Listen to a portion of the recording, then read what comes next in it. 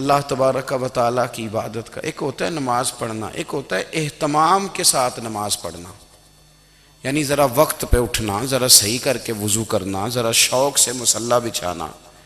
ایک ہوتا ہے تسبیح پڑھ لینا، اور ایک ہوتا ہے ذرا تھوڑا سا نا شوق کے ساتھ اللہ کو یاد کرنا۔ آپ کبھی جو میں نے آیہ کریمہ پڑھی اس کی آپ شان نزول دیکھیں، نبی کریم صلی اللہ تعالی علیہ وسلم کے نا کچھ صحابہ اللہ کی محبت کے شوق میں حضور کی بارگاہ میں حاضر ہوئے، اور انہوں نے آ کے عرض پتہ کیا کیا، عرض کرنے لگے یا رسول اللہ صلی اللہ تعالی علیہ وسلم سالوں بیت گئے ہیں سجدے کرتے ہوئے، حضور سالوں بیت گئے ہیں تسبیح پڑھتے ہوئے، سالوں بیت گئے کہتے ہوئے کہ سبحان اللہ وہ پاک ہے، ہمیں سالوں بیت گئے یہ کہتے ہوئے کہ اللہ اکبر وہی سب سے بڑا ہے، سالوں بیت گئے کہتے ہوئے کہ الحمدللہ ساری تعریفیں اللہ کے لیے، سالوں بیت گئے اس کی تسبیح کرتے، تحلیل کرتے، تکبیر کہتے۔ حضور اب نہ ہمارا اپنے رب سے ملنے کو جی چاہتا ہے، کبھی اے حقیقت منتظر نظر آ نہ لباس مجاز میں، لاکھوں سجدے تڑپ رہے ہیں میری جبین نیاز میں۔ اور اقبال کہنے لگے کہ تیرے عشق کی انتہا چاہتا ہوں، تو میری سادگی دیکھ کیا چاہتا ہوں، میرا ذرا سا تو دل ہے مگر شوق اتنا، میں وہی لن ترانی سنا چاہتا ہوں۔ میرا بھی دل کرتا ہے کہ اللہ میں تجھے کہوں میں تجھے دیکھنا چاہتا ہوں، جس طرح حضرت موسیٰ کلیم علیہ السلام نے کہا تھا، اور تو مجھے کہے کہ لن ترانی تو نہیں دیکھ سکتا، ذرا سا تو دل ہے مگر شوق اتنا، میں بھی وہی لن ترانی سنا چاہتا ہوں۔ پھر کہنے لگے بھری بزم میں راز کی بات کہہ دی، بڑا بے ادب ہوں سزا چاہتا ہوں۔ دیکھو سب لوگوں کے بیچ ہی میں نے یہ کہہ دیا۔ میرے عزیز صحابہ نا شوق میں، کتنے سارے لوگ ہیں آپ، کتنی ماشاءاللہ بڑی تعداد میں آپ آئیں، ہم بھی کبھی اس شوق میں گئے ہیں کہ ہمارے رب کو دیکھنے کو دل چاہتا ہے، ہمارا جی چاہے وہ کبھی ہمیں ملے، ہم کبھی اس کی زیارت کریں، اس کی بارگاہ کرم میں ہم حاضر ہوں۔ صحابہ نے عرض کیا یا رسول اللہ صلی اللہ تعالی وسلم ہمارا رب کہاں ہے؟ ہمارا نا اپنے رب کو دیکھنے کو جی چاہتا ہے۔ جب صحابہ نے یہ عرض کیا تو اللہ نے قرآن مجید نازل کیا، فرمایا وَإِذَا سَأَلَكَ عِبَادِي أَنِّي فَإِنِّي قَرِيبٌ، محبوب جب میرے بندے آپ کی بارگاہ میں آ کے میرے بارے میں پوچھیں نا تو ان سے کہہ دینا میں ان کے قریب ہی ہوں، قریب ہی ہوں۔ دلیل کیا ہے؟ آئی اذا دان، یہ جب بھی مجھ سے دعا مانگیں گے میں ان کی دعاؤں کو قبول فرماؤں گا، میں ان کے قریب ہوں، میں ان کے قریب ہوں، یہ جب بھی دعا مانگیں گے نا میں قبول کروں گا، میں ان کے قریب ہوں۔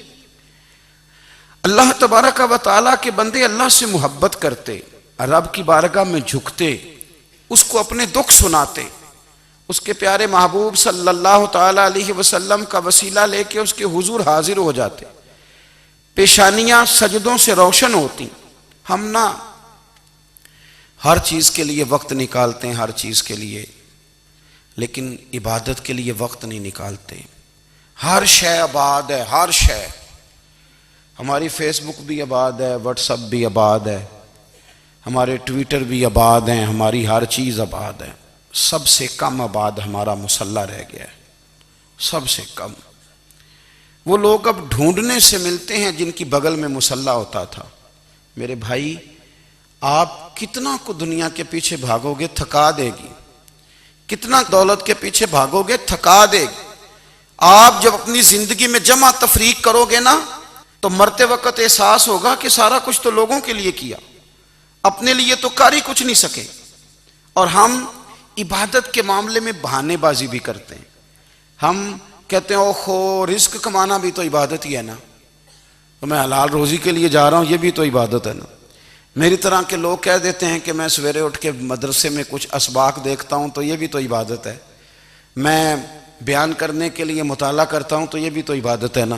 اتنے اتنے لمبے سفر کر کے ملک میں دنیا میں گھومتا ہوں تو یہ بھی تو میں عبادت ہی کر رہا ہوں. اب اسپیشل نفلوں کے لیے وقت کس طرح نکلے, اسپیشل کر کے تسبیح میں کیسے چلاؤں, میں سارا کچھ ہم بہانے بنا لیتے ہیں نا.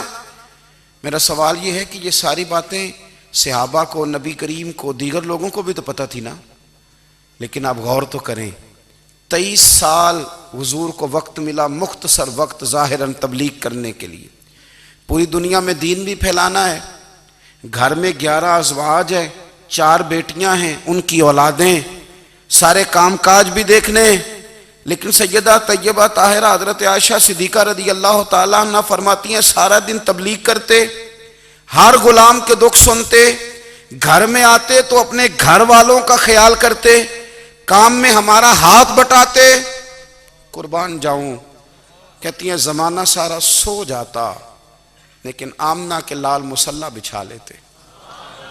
دنیا سو گئی, ساری سب سو گئے, جو خدام تھے, وہ جو غلام تھے, وہ سو گئے. صحیح مسلم نے لفظ ملیں گے, سیدہ پاک فرماتی ہیں او میرے نبی کے غلاموں, میں نے یہ رنگ بھی دیکھا ہے کہ حضور نے اتنا کھڑے رہے, اتنا قیام کیا, اتنا قیام کیا کہ مقدس پیروں میں ورم آ گئے, سوج گئے پیر.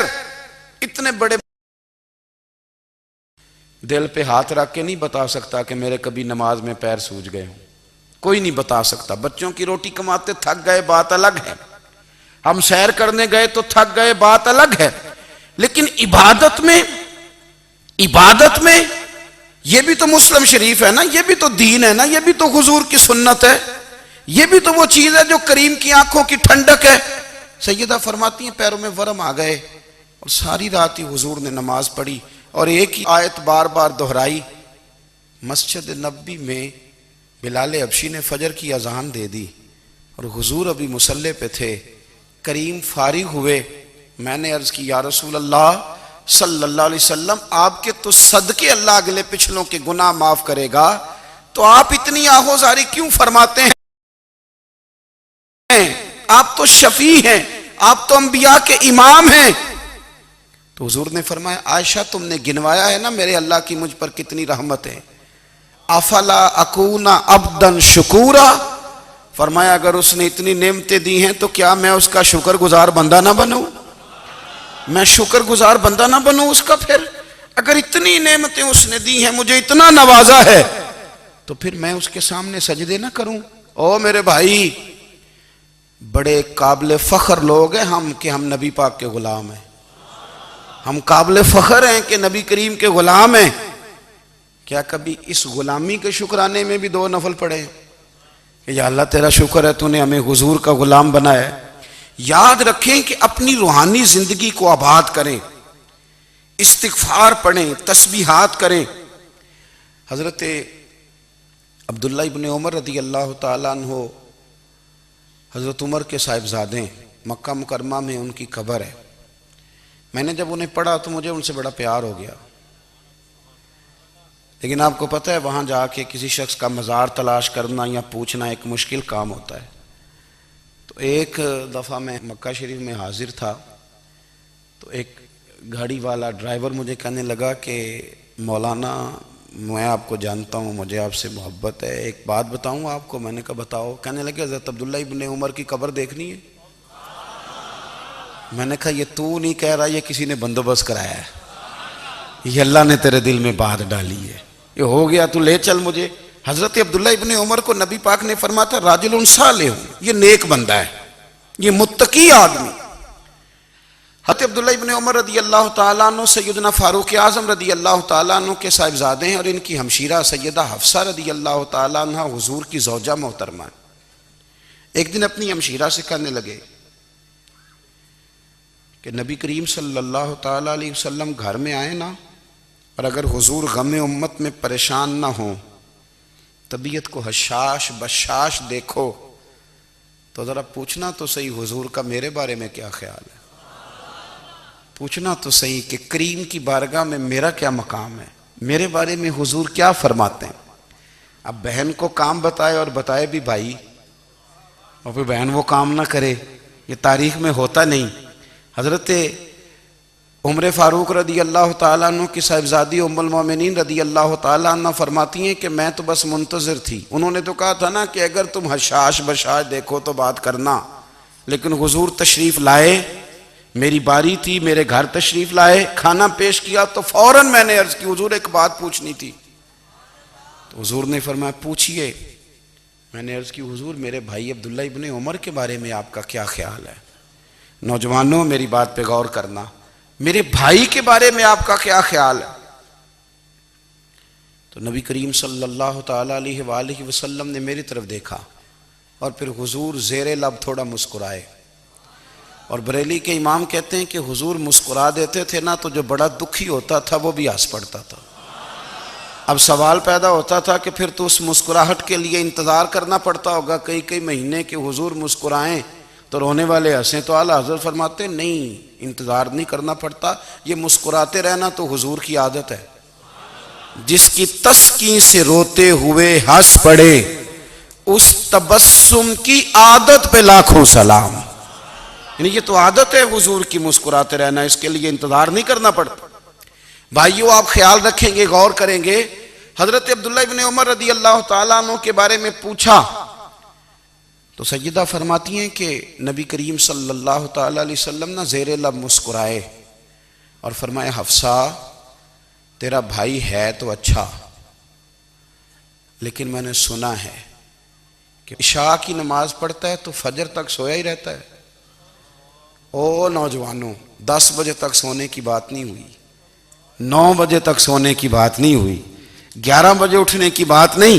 حضور فرمانے لگے میں نے سنا ہے کہ عشاء کی نماز پڑھ کے سو جاتا ہے اور فجر تک سویا ہی رہتا ہے، اسے چاہیے کہ تہجد کے وقت اٹھا کرے، اللہ کی بارگاہ میں حاضر ہوا کرے، آہوزاری کرے، سجدے کرے، عبادت کرے.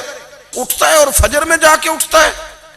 حضرت جناب حفصہ رضی اللہ تعالیٰ عنہ کہتی ہے میں نے جناب عبداللہ ابن عمر کو پیغام دیا اور میں نے کہا میرے جوان بھائی سن. نبی پاک نے فرمایا ہے تو اچھا پر تہجد میں نہیں اٹھتا، نفل نہیں پڑھتا.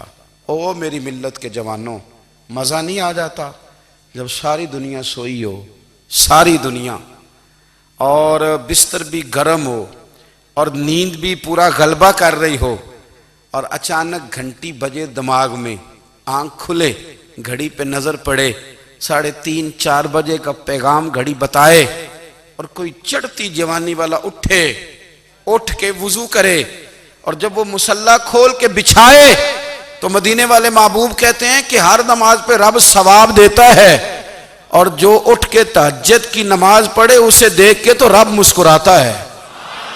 جو اس کی شان کے لائق ہے، جو اس کی شان کے لائق، وہ مسکراتا ہے، خوش ہوتا ہے کہ میرا بندہ تہجد میں اٹھ گیا، وہ مسکراتا ہے. کاش ہماری صبحیں کبھی اپنے مالک کے نام ہو جائیں. کاش کے صبحیں. حضرت ابو الحسن رحمۃ اللہ تعالیٰ علیہ حضرت معاذ ابن جبل رضی اللہ تعالیٰ عنہ کے پاس بیٹھا کرتے تھے. فرماتے ہیں ان سے جو پیار بڑھا تو پھر میرا مصلی سے بھی بڑھ گیا. تابعی ہیں. فرماتے ہیں صحابی رسول سے محبت ہوئی تو ذکر سے بھی ہو گئی، پھر درود شریف سے بھی ہو گئی. محبت ان سے بڑھی تو پھر اللہ نے مسجد کا پیار بھی بڑھا دیا. آپ فرماتے ہیں کہ میری ہر وقت طبیعت چاہتی تھی کہ بس اللہ اللہ کروں، بس اللہ اللہ کروں، بس نہ میں ذرا تھوڑی جان چھڑاؤں لوگوں سے، کوئی 10 منٹ ملے تو میں کوئی 4 نفل پڑھ لوں، میں تھوڑا سا نہ بچوں لوگوں سے، اور مجھے تسبیح ملے تو میں نہ کچھ 400-500 دفعہ استغفار پڑھوں، سبحان اللہ، الحمدللہ، اللہ اکبر، لا حول ولا قوت الا باللہ، میں نہ تسبیحات پڑھوں. فرماتے ہیں کہ بچے تھے گھر میں 6-7، غربت تھی، کام ملتا کوئی نہیں تھا، اور میں کام چور نہیں تھا، کام ڈھونڈتا تھا، پر اللہ کی قدرت کے کام نہیں ملتا تھا. فرماتے ہیں کہ میں نے ایک دن اپنی اہلیہ سے کہا کہ آج میں پھر جاتا ہوں کام ڈھونڈنے. تو میری بیوی بڑی فرما بردار تھی، پر اس دن نہ غربت کے ہاتھوں تنگ آ کے کہنے لگی آج نانا کوئی تو چیز لے کے آیا. تو مجھ سے بچوں کی بھوک نہیں دیکھی جاتی. یہ سب روگاں دا روگ محمد جس دا نام غریبی، کنڈ بلا کے لنگ جاندے نہیں دوست یار قریبی. آج نہ کچھ لے کے آیا تو میں بچے لے کے میکے چلی جاؤں گی. شیخ فرماتے ہیں کہ میں بڑا پریشان گھر سے نکلا، پر میں نے صبح سے لے کے زور تک کام ڈھونڈا، کام ملا کوئی نہیں۔ تو میرے دل میں خیال آیا چلو کام نہیں ملتا تو اللہ اللہ تو کرے نا، چلو بندوں کی مزدوری نہیں ملتی تو رب کریم کی عبادت ہی کرتے ہیں۔ فرماتے ہیں کہ میں نے نا فرات کے پانی سے وضو کیا، نہر کے، شدید دھوپ تھی، ساتھ ریت تھی اور ریت تپ رہی تھی۔ میں نے اپنا رومال وہیں مصلی کے طور پر بچھا لیا اور فرماتے ہیں کہ زور سے لے کر عصر تک نماز پڑھی، دھوپ بھی پورے زور پہ، پر میرے سجدے کا ذوق بھی پورے زور پہ۔ فرماتے ہیں سورج بھی چمک رہا ہے اور رب کی عبادت کا ذوق بھی پورے زور پہ، میں سجدہ کروں تو پھر میرا اٹھانے کو جی نہ چاہے۔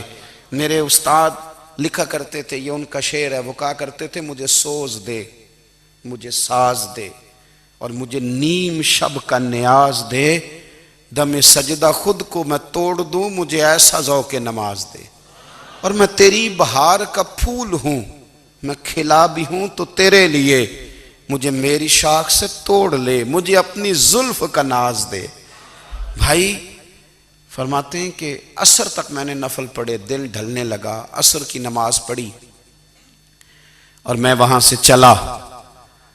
اب میں جب نکلنے لگا تو دل میں خیال آیا کہ چھوٹی چھوٹی دیواریں ہیں گھر کی، بغیر کچھ لیے جاؤں گا تو بیوی دور سے دیکھے گی تو شور کرے گی کہ پھر خالی ہاتھ آ گیا ہے۔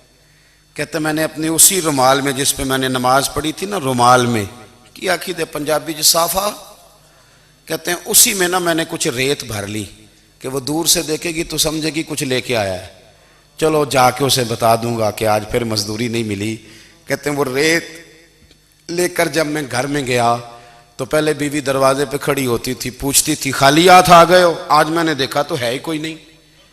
فرماتے ہیں میں اندر داخل ہوا، سلام لیے، کونے میں میں نے وہ رومال رکھ دیا اور میں نے آواز دی کہ بھلی مانس کہاں ہو؟ تو وہ کہنے لگی آپ منہ ہاتھ دھو لیں، میں روٹی لے کے آئی۔ میں نے کہا روٹی کہاں سے آ گئی؟ یہاں تو کئی دنوں کے فاقے، تو کئی دنوں کی غربت ہے، یہاں تو اس گھر میں تو فقیری ہے۔ فرماتے ہیں کہ وہ روٹی لے کے آئی اور اس وقت کی جو موجودہ نعمتیں تھیں، سمجھ لیں سلاد، اچار، ہر چیز ساتھ لائی۔ میں نے کہا کہ بچے کہاں گئے؟ کہنے لگی وہ کھانا کھا کے کھیلنے گئے، آپ کھانا کھا لیں آ جاتے۔ کھانا اس نے چن دیا۔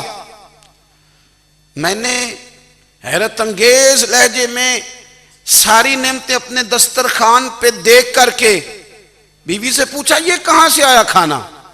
بچوں کو تو نے کہاں سے کھانا کھلایا؟ یہ سارا کچھ کیسا ہے؟ تو کہنے لگی پتہ نہیں آج آپ کس کریم کی مزدوری کرنے چلے گئے تھے، پتہ نہیں کس کریم کی، میرے گھر میں تو اتنی نعمتیں آئی ہیں کہ مجھ سے سنبھالی نہیں جا رہی، اتنا اناج ہے، اتنا گندم ہے، کس کریم کے دروازے آج چلے گئے تھے؟ یہ کہتے کہتے وہ اٹھی اور اٹھ کر کے کہنے لگی پہلے بڑا کچھ آیا تھا، اب کیا لے آئے ہو؟ اور جا کر کے نا اس نے وہ ریت والا رومال کھولا، کہنے لگے میں تو لے کے آیا تھا ریت، تو میرے رب نے اسے بھی سونے اور ہیرے بنا دیا تھا۔ جب آپ کی توجہ اللہ کی جانب، میرے نبی پاک صلی اللہ تعالی علیہ وسلم نے فرمایا ہر چیز اپنے رب سے مانگ، ہر چیز مانگ، ہر چیز مانگ۔ یا رسول اللہ کیا کچھ؟ میرے محبوب نے فرمایا تیرے گھر میں نمک بھی ختم ہو جائے تو وہ بھی اپنے رب سے مانگا کر، تو مانگنا وہ تجھے دے گا، تو اس کی بارگاہ میں کشکول طلب دراز تو کرنا۔ اور ترمذی شریف میں عجیب لفظ ہیں، رسول کائنات نے فرمایا، رب کریم فرماتا ہے جب میرا بندہ ہاتھ اٹھاتا ہے نا تو مجھے حیا آتی ہے کہ میں خالی کیسے لوٹا دوں اس کے، اتنے بڑے بادشاہ کی بارگاہ میں۔ او بھائی لوگوں سے عزتیں تلاش کرتے ہو تو وہ کیا تمہیں عزت دیں گے؟ وہ تو کل اچھا کہتے ہیں پرسوں برا کہنے لگ جاتے ہیں۔ لوگوں کے سامنے گڈ بک میں آنا چاہو گے تو وہ تو سویرے تمہارے بارے میں کچھ کہیں گے، شام کچھ اور کہیں گے۔ اپنی روحانی زندگی آباد کریں، اپنے مصلے کو وقت دیں اور دنیا سے چھپ کر اس موبائل کو بند کر کے اور اپنے آپ سے بھی چھپ کے اور تنہا ہو کے چھپا کے سارا کچھ اپنے آنسو اپنے رب کی بارگاہ میں پیش کریں، اس کے حضور حاضری دیں۔ سنو نا ترمذی کی حدیث اور اسے یاد رکھنا، نبی پاک علیہ السلام نے فرمایا اپنے دکھ لوگوں کے سامنے نہ بیان کرنا، سیٹھوں نوابوں کو نہ بتاتے پھرنا، دنیا داروں کے سامنے جا کے نہ رونا کہ میں تکلیف میں ہوں۔ فرمایا اگر دنیا داروں کو دکھ بتاؤ گے رب تمہیں کبھی غنی نہیں کرے گا، اور لوگ ہیں کہ الٹا مذاق اڑائیں گے۔ آپ کی جس سے بڑی پکی یاری ہے نا، پکی، وہ تب تک پکی ہے جب تک آپ نے 50,000 مانگا نہیں، اور جس وقت آپ نے کہہ دیا کہ میں مجبور ہوں میری مدد کر، تو پھر ختم ہو گئی دوستی۔ لوگوں کی تعلقات آپ کے ساتھ تب تک ہیں جب تک آپ ان سے کوئی ضرورت وابستہ نہیں کرتے۔ کریم محبوب فرمانے لگے بندوں کے سامنے دکھ نہ بیان کرنا، اللہ تجھے کبھی غنی نہیں کرے گا۔ تو اپنے دکھ اپنے رب کو بتا، تو دعائیں مانگ، تو اس کی بارگاہ میں حاضر ہو، تو اس کے حضور عرض کر۔ فرمایا اپنے دکھ اپنے رب کو بتا، وہ جلدی کرے یا دیر سے کرے تجھے ساری دنیا سے بے نیاز کر دے گا، تجھے کسی کا محتاج نہیں رہنے دے گا۔ اپنے مسلح کو، اپنی دعاؤں، ایک بزرگ فرماتے ہیں میں نے دعا مانگنے کا طریقہ اپنی بیوی سے سیکھا۔ دعا مانگنے کا طریقہ اپنی، سیکھنے والے تو اپنے بچوں سے بھی سیکھ لیتے ہیں، سیکھنے والے تو ہر ایک سے سیکھتے ہیں۔ وہ کہتے ہیں میں نے دعا مانگنے کا سلیقہ اپنی بیوی سے سیکھا ہے۔ حضرت وہ کس طرح؟ فرمانے لگے میری بیوی نے نا مجھے کوئی کام بتایا، کچھ پیسوں کی ضرورت کے لیے کہا، تو میں نے اسے کہا کہ بھئی ابھی میرے پاس نہیں ہے، کچھ دنوں میں آتے ہیں تو میں دے دوں گا۔ عورتوں کی عادت ہوتی ہے وہ بار بار یاد کراتی ہیں، 2-4 دنوں کے بعد پھر اس نے کہا حضرت وہ میں نے کہا تھا کچھ پیسے، میں نے اسے کہا کہ ابھی میرے پاس نہیں ہے، کچھ دنوں میں ملتے ہیں تو میں تمہیں دے دوں گا۔ اس نے کچھ دنوں کے بعد پھر کہا حضور وہ میں نے کچھ پیسے کہے تھے۔ فرماتے میں نے ڈانٹ دیا، میں نے کہا کہ کیا تو روز مجھے شرمندہ کرتی ہے، کہا نا میرے پاس نہیں ہے، ہوں گے تو دے دوں گا، تو روز یاد کراتی ہے۔ فرماتے ہیں اس نے پہلے تو میری ڈانٹ کو سہا، پھر میرے سخت جملوں نے اس کی آنکھوں میں آنسو پیدا کر دیے، پھر اس نے اپنے آنچل میں اپنے اس دکھ کو سمیٹا، اور پھر اس نے ایک جملہ کہا تو میں رو پڑا، اور مجھے اپنے رب سے مانگنے کا طریقہ آ گیا۔ مجھے کہنے لگی حضرت جی آپ نے ڈانٹ دیا میں نے سہ لیا، پر آپ ہی میرے شوہر ہیں، بتائیں نا آپ سے نہ کہوں تو میں کس سے جا کے کہوں۔ فرماتے ہیں میں رو پڑا، اور میں کھل کے رویا، اور میں تڑپ کے رویا، اور پھر میری سسکیاں بند گئیں۔ تو مجھے کہنے لگی آپ کو کیا ہوا؟ میں نے کہا مجھے بھی دعا مانگنی آ گئی ہے، جب میں اسے کہوں گا نا اللہ تو ہی میرا رب ہے، میں تجھ سے نہ کہوں تو میں کس سے جا کے کہوں؟ میں کیوں کسی بندے سے سوال کروں؟ میں کیوں کسی دنیا دار سے کہوں؟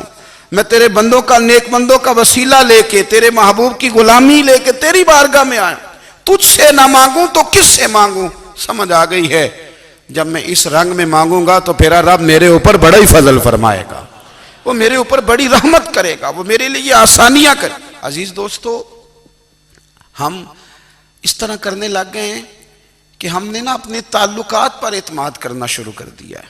میرے تعلقات بہت ہیں، ہم نے اپنی دولت پر اعتماد کرنا شروع کر دیا ہے، میرے پاس دولت بہت ہے۔ ہم نے اپنے علم پر، اپنی شہرت پر اعتماد کرنا شروع کر دیا ہے کہ میرے پاس فلاں چیز بہت ہے۔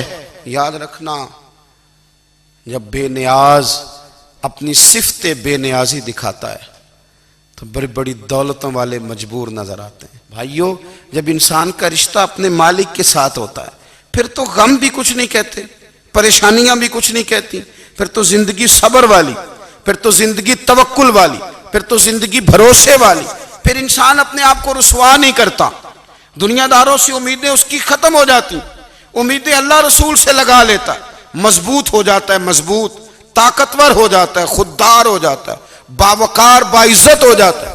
حضرت بہلول دانا رحمت اللہ علیہ بیٹھے تھے تو ہارون رشید حج کر کے آ رہا تھا،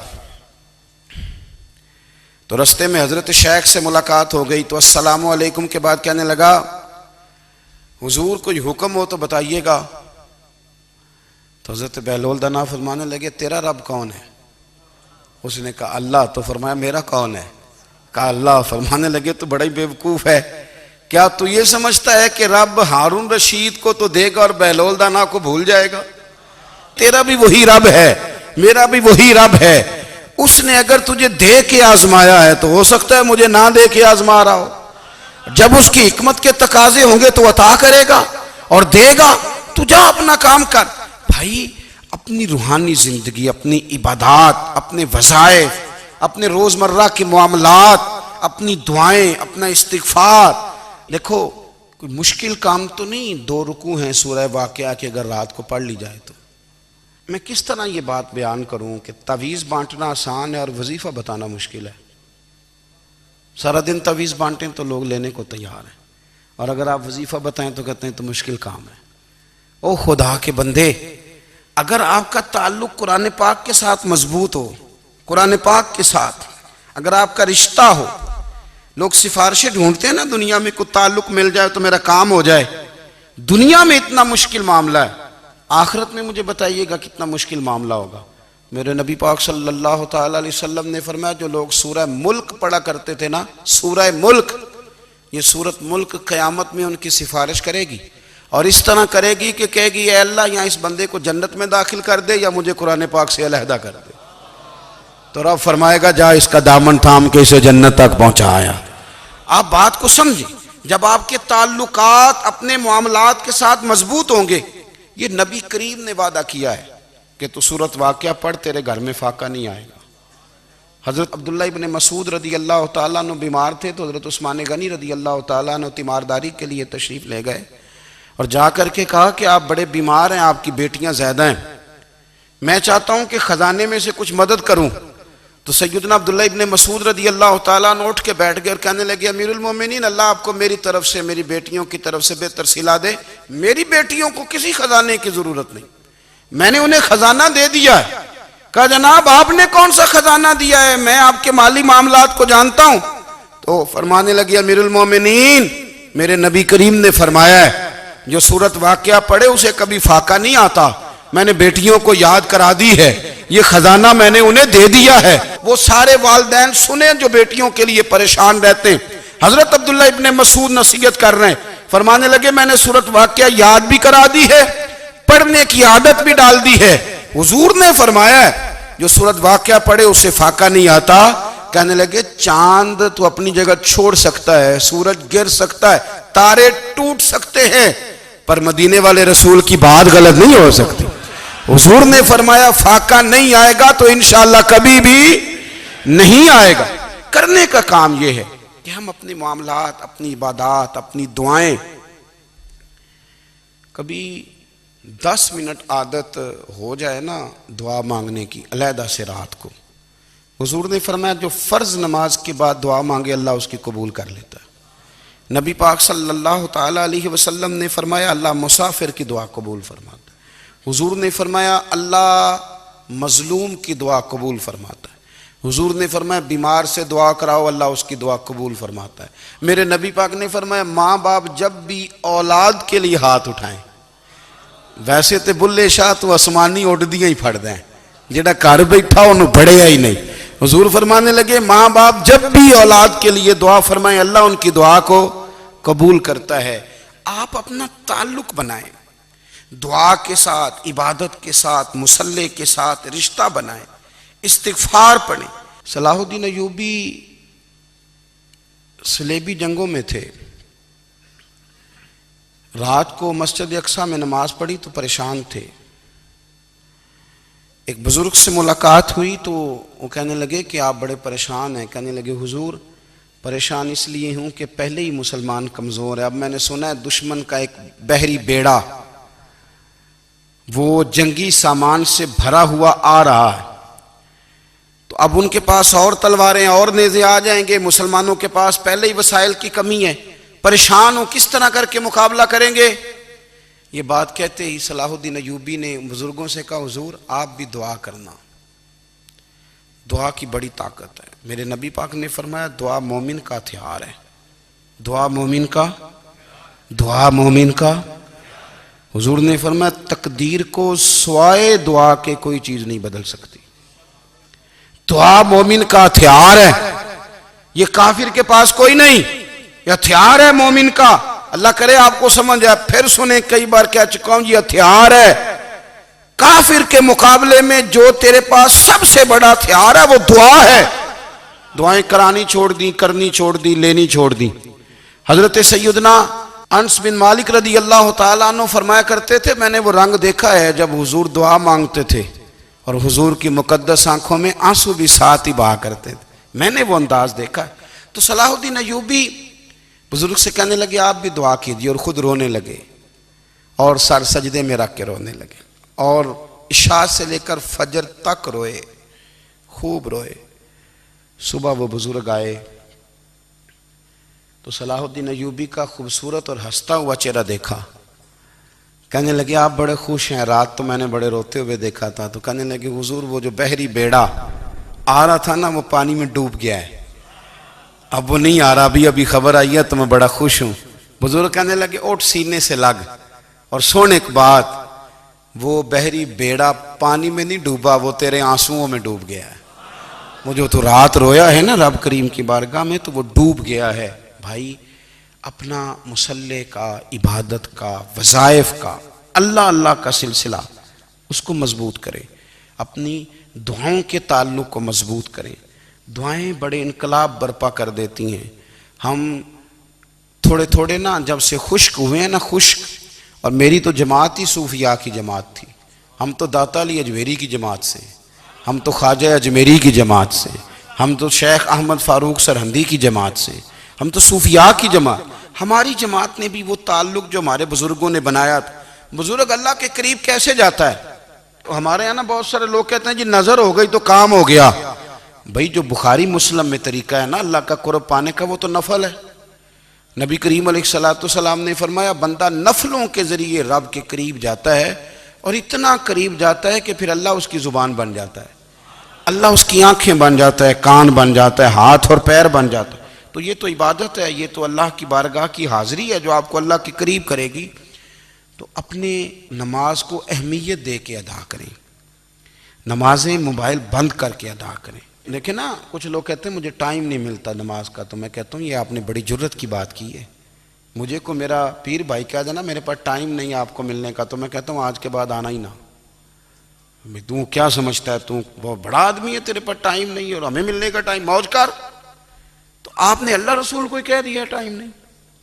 اور عجیب فلسفہ ہے نا، کہا جائے نماز پڑھنے آؤ تو کہتے ہیں کپڑے ٹھیک نہیں، اور کہا جائے کہ آؤ ذرا دعوت پہ چلیں تو کہتے ہیں ایک منٹ ٹھہر میں کپڑے بدل کے آیا۔ نماز کے لیے کہا تو کہتا ٹھیک نہیں، دعوت کے لیے کہا تو کہتا میں ذرا تیاری کر لوں، یوں جانا مناسب نہیں۔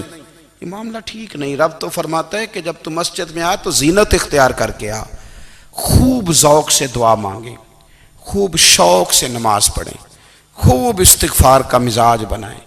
آپ لوگوں کے بیچ رہ کے سوکھ حاصل کرنا چاہتے ہیں، لیکن آپ کو پتہ ہے کئی مہینے غار حرا میں رہنا بھی مدینے والے محبوب کا طریقہ ہے۔ ہر سال اعتکاف بیٹھنا الگ سے، یہ بھی حضور کا طریقہ ہے۔ مسجد نبوی کے اندر دروازہ کھلتا تھا نبی کریم کا، پر گھر کے اندر نفل پڑھے نبی پاک، اور حضور فرماتے ہیں کچھ نفل نماز گھر میں بھی پڑھا کرو، گھر کو قبرستان نہ بناؤ۔ ہمارا گھر اللہ کے ذکر سے آباد ہوگا اگر ہم نماز پڑھیں گے نا۔ میں جب سنت پڑھنے کے لیے گھر میں کھڑا ہوتا ہوں تو میرا جو 2.5-3 سال کا بیٹا ہے نا، وہ بھی میرے ساتھ نماز پڑھنی شروع کر دے۔ اسے پتہ کوئی نہیں نماز کیا ہوتی ہے، لیکن وہ بھی نا سجدہ نہ بھی کرنا ہے تو ساتھ لیٹ ضرور جاتا ہے۔ پتہ چلا بچے لیکچر دینے سے نماز نہیں پڑھتے، نماز شروع کر دیں تو بچے بھی شروع کر دیتے ہیں۔ ہم جب پریشان ہوتے ہیں تو لیکچر دیتے ہیں، تو لیکچر تو باہر شاید چل جائے، گھر میں کیسے چلے گا؟ گھر میں تو عمل چلے گا۔ تو میرے عزیز، آج کے اس روحانی اجتماع میں ہمارے دوستوں نے جو محنت کی، ہم نے بار بار اپنی نیت سے پوچھا خدا ہمیں معاف کرے اگر کوئی ذاتی شہرت ہے، کوئی ہمارے ذاتی مفادات ہیں، رب ہمیں ہدایت دے۔ ہماری یہ خواہش تھی کہ روحانی اجتماع ہمیں تھوڑا سا اللہ اور اس کے رسول کے جانب مائل کرے، کچھ ہمارا رشتہ مصلی کے ساتھ مضبوط کرے۔